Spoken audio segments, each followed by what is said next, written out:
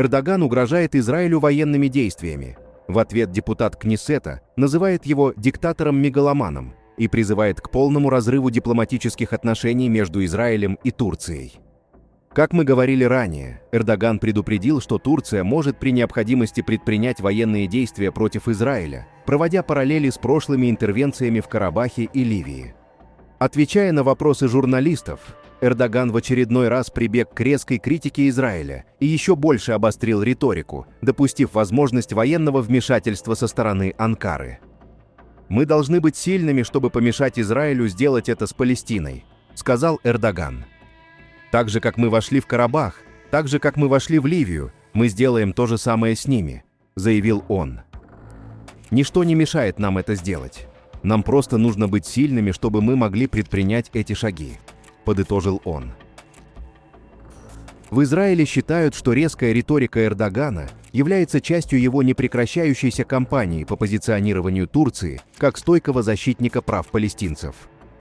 В ответ на его комментарии министр по делам культурного наследия Израиля Амихай Элияху из партии Оцма Ехудит резко осудил высказывания Эрдогана и его моральное превосходство, обвинив турецкого лидера в лицемерии и отметив историю территориальной агрессии Турции на Кипре и ее отношение к меньшинствам, особенно к курдам. Турция, которая завоевала Северный Кипр и контролирует курдские территории на востоке, осмеливается читать нам лекции о морали. Турция, которая построила свою экономику на геноциде армян, осмеливается обвинять нас в геноциде. Турция, которая силой насаждает исламизацию, осмеливается говорить о правах человека, говорится в заявлении Элиеху.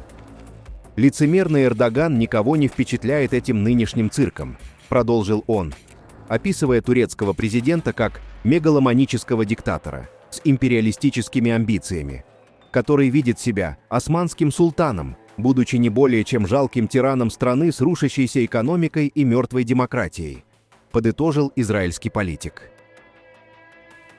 Заявления Элияху вышли за рамки простой критики Эрдогана, подразумевая, что Израилю и Турции пора закрыть эту печальную главу в отношениях, и обещая внести на рассмотрение израильского правительства предложение о полном разрыве дипломатических отношений с Турцией.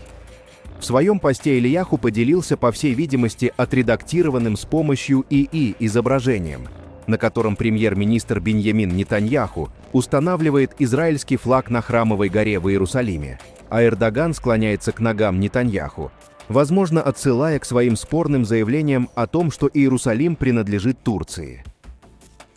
Эскалация последовала за обвинениями Турции в адрес израильских законодателей из-за законопроекта о введении смертной казни для лиц, которых Израиль считает террористами. Турецкая сторона назвала это односторонним законом против палестинского сопротивления. В аналогичном ключе высказался и президент Эрдоган.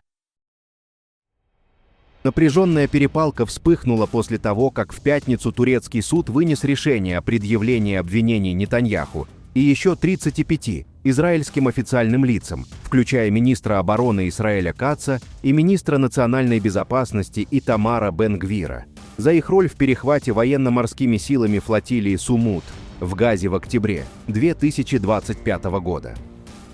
Главный прокурор Стамбула обвинил обвиняемых в участии в военной операции против гражданского населения в международных водах.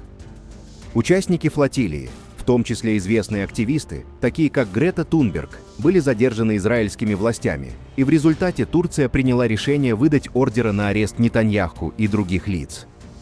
Это обвинительное заключение, предусматривающее длительные тюремные сроки для лиц, причастных к перехвату флотилии, обострило напряженность. Правительство Эрдогана утверждает, что соблюдает международное право, привлекая к ответственности израильских чиновников, в то время как израильские официальные лица, включая Нетаньяху и Каца, ответили, назвав Эрдогана «бумажным тигром» и обвинив его в лицемерии и соучастии в региональных конфликтах. В субботу Нетаньяху, Кац и Бен-Гвир отреагировали на обвинительный акт в отдельных сообщениях в Твиттере. Нетаньяху обвинил Эрдогана в массовом убийстве собственных курдских граждан, а Бен-Гвир на английском языке в своем микроблоге послал Эрдогана очень далеко. В ответ на эти сообщения Министерство иностранных дел Турции обвинило Нетаньяху в том, что он является Гитлером нашего времени. Помимо этого, ранее упоминалось, что в США озвучили пугающий сценарий. Турция находится на грани войны с Израилем. Бывший американский чиновник Джо Кент заявил, что Соединенным Штатам придется выйти из НАТО, чтобы открыто поддержать Израиль в неизбежном конфликте с Турцией на территории Сирии. Он раскритиковал ближневосточную политику Вашингтона, назвав ее экономически неоправданной, и отметил, что удары по Ирану лишь укрепили режим в Тегеране. Премьер-министр Израиля Биньямин Нетаньяху посетил подконтрольные территории Ливана. Он заявил следующее: «Я здесь с министром обороны, начальником генштаба, командующим военным округом, командиром бригады и нашими резервистами. Здесь замечательный дух и готовность сражаться, и они сражаются хорошо. Война продолжается, в том числе и в буферной зоне в Ливане, где я был всего час назад. То, что мы видим, нам удалось предотвратить угрозу вторжения из Ливана благодаря этой зоне безопасности, отдалить угрозу противотанкового огня, а также работать по ракетным угрозам. Но работы еще много. Мы проделали огромную работу, достигли серьезных результатов и продолжаем действовать. Одно из того, что мы видим здесь, это то, что мы фактически изменили лицо Ближнего Востока. Наши враги, Иран и ось зла, пришли, чтобы уничтожить нас, и теперь они просто борются за свое выживание. Мы видим это на всех фронтах. Это огромный успех государства Израиль и армии обороны Израиля, наших солдат срочной службы и замечательных резервистов. Народ Израиля гордится вами», – подытожил Нетаньяху. Кроме того, Нетаньяху в своем микроблоге написал: «После одобрения комиссии Груниса я сегодня вечером подписал указ о назначении генерал-майора Романа Гофмана на пост директора Моссада. Последние 2 года генерал-майор Гофман занимал должность моего военного секретаря. Это выдающийся смелый и инициативный офицер, который на протяжении всей войны демонстрировал нестандартное мышление и незаурядную оперативную смекалку. Я желаю генерал-майору Гофману больших успехов на посту главы Моссада и уверен, что он внесет значительный вклад в обеспечение безопасности Израиля», – подытожил Нетаньяху. Что касается иранского трека, то здесь переговоры зашли в тупик. Тегеран не доверяет Вашингтону, считая перемирие лишь паузой для усиления позиций США, и сохраняет жесткую линию. Основными точками напряженности остаются действия Израиля против Хезболлы и статус Ормузского пролива, где США предлагают совместный с Ираном контроль. Трамп вместе с израильским премьером продолжает наращивать силы в регионе. От этой эскалации прежде всего могут пострадать монархии Персидского залива.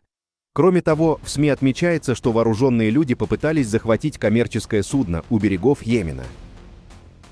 Одним словом, регион Ближнего Востока находится в полном хаосе. Подписывайтесь на наш канал, чтобы не пропускать самые актуальные новости мира и Ближнего Востока. Оставайтесь с нами.